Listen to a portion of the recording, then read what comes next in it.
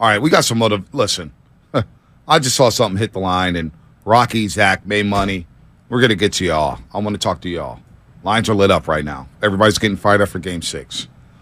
But you know, Alan, I don't know if you're familiar with this caller that's coming up. He doesn't call every day. Doesn't call every week. Now, there was a rare occurrence a couple weeks ago where he called on back-to-back days. Okay. The man may come. He may call every 4 months, every 3 months, but when he calls, it's in timely fashion. Okay. It's in a timely manner, and he is the unofficial third host of the Morning Roast. That's Juice and Fremont, folks. Juice and Fremont, talk to me. What's up, my brothers? Let me say something. Yes, indeed, as a third unofficial host of the #1 sports radio show in the world, I want to say what's up to you, Bonte, and, of course, Brother Allen right there. You're doing an excellent job. The last time I called this show, and when the Kings were up 2-0, all these Sacramento King fans, they were like giddy, like teenage girls going to a Hampton concert. And I said that back then, the pressure is on the Kings to win Game 3.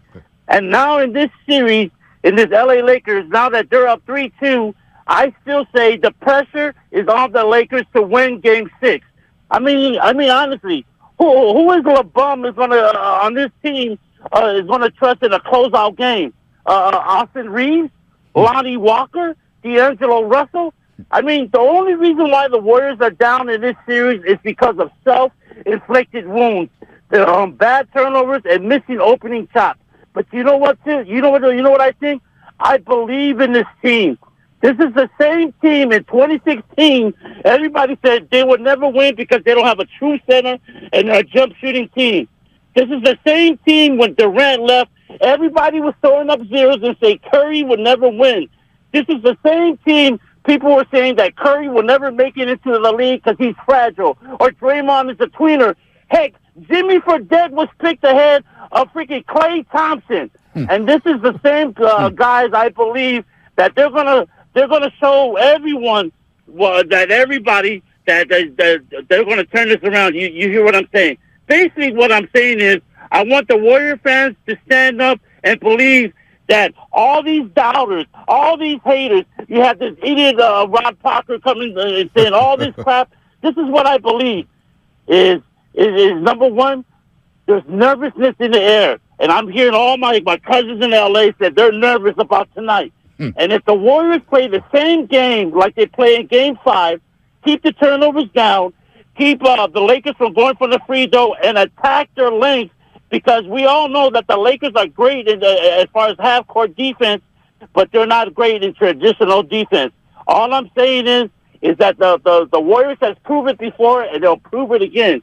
And as I leave, I was praying to God. I say, God, I don't want nothing else for Christmas this year. I don't want $1 million. I don't want an expensive car. All I want is to put on a Flop's resume this year that he choked a 3-1 league in the semifinals. All I'm saying as I leave, in the words of Suge Knight, the best revenge in the world is success. And the revenge tour continues tonight. Peace out to you, my brother. God bless. Juice and Fremont, folks. Juice and Fremont. That's what you need. That's what you need. All in the video. Look, he's never doubting. He's never hating. He did call. Because I remember I said, Shasky, let me run something by you. I said, the pressure's on Sacramento before Game 3. They got to keep their foot on the throat. You don't want to get a Warriors life. Shasky, no. Just calls in because all the pressure's on Sacramento. Yeah. They better kill us. They better kill us tonight, and they didn't. Right. You gave the Warriors life. And then you believed in Harrison Barnes to hit a game-winning shot, and we know how that can go. Right. It doesn't go well for your team. No. My question is this, Bonte. We can try to run the numbers. I love Juice, by the way. When you talk, outstanding call. When you talk about 3-1 leads, how many 3-1 leads when the team was up 3-1 won Game 7? Right? Because we know, obviously, the Warriors lost. That's a good question. And we know that the Thunder lost, right? Yeah. Because the whole thing is you get, and it depends if you're the home or the away team, but the whole thing is you get up 3-1, you know you have a game to play with.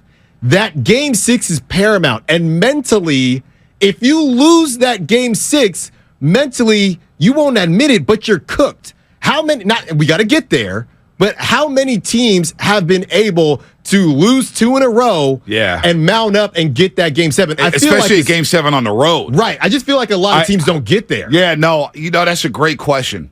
Now, I know right off the rip, the Lakers had a 3-1 lead against the Portland Trailblazers, Shaq and Kobe. Mm-hmm.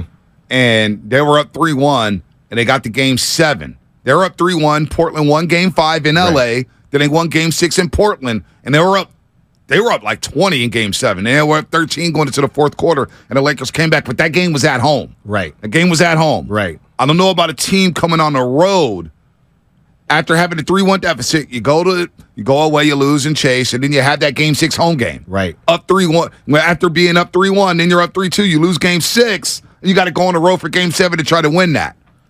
I don't know. That's what I'm saying. I want to say Philly back. Maybe Steinmetz will know this. I want to say Philadelphia did it. Did Philly do it back in the day against Bird and Boston when they?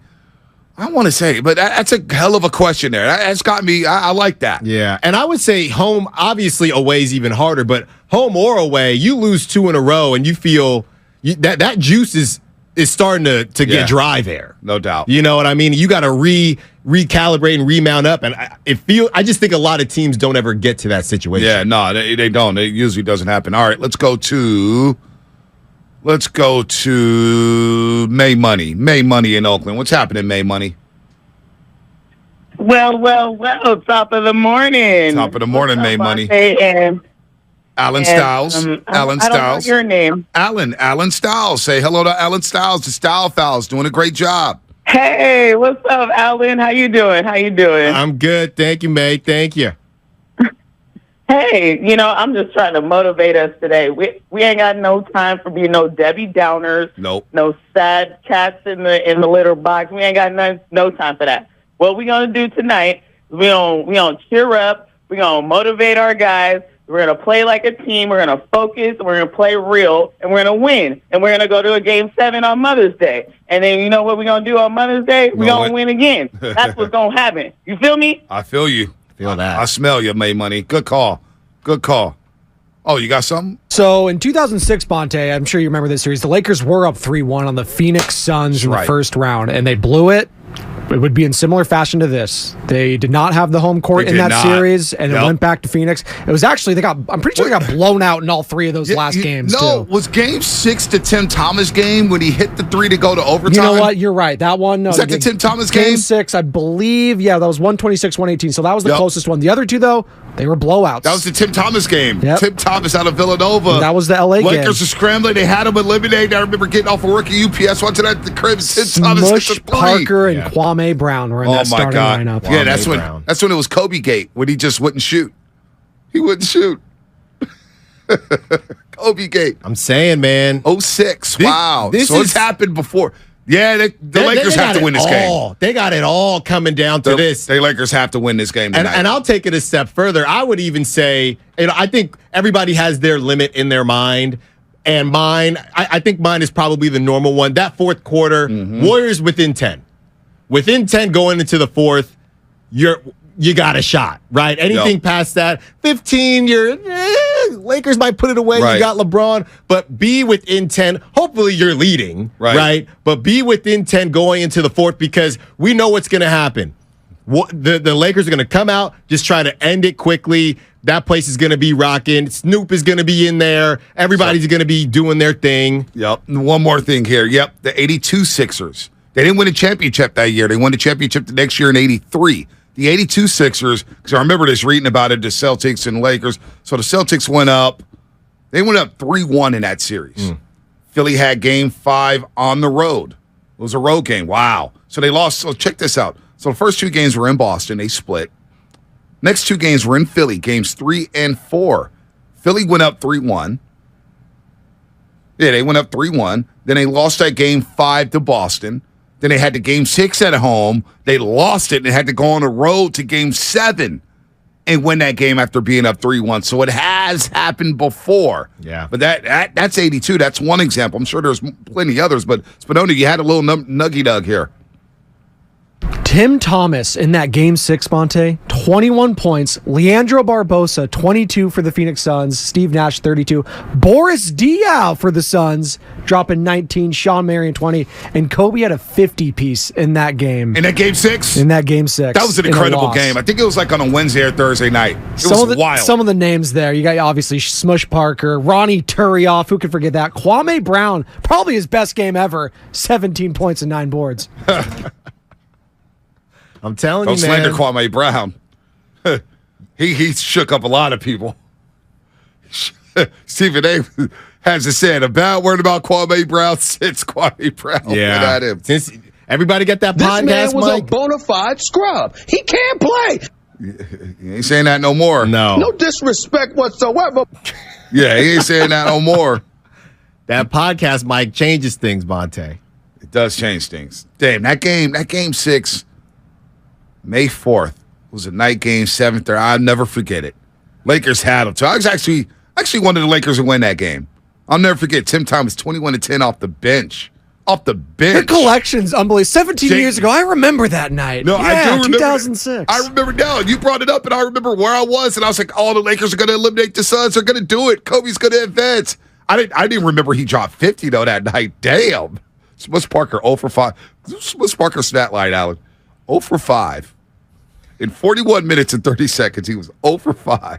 0 for 2 from 3. Hit 2 free throws, 3 steals, 2 assists, 2 points, and he fouled out in 41 minutes.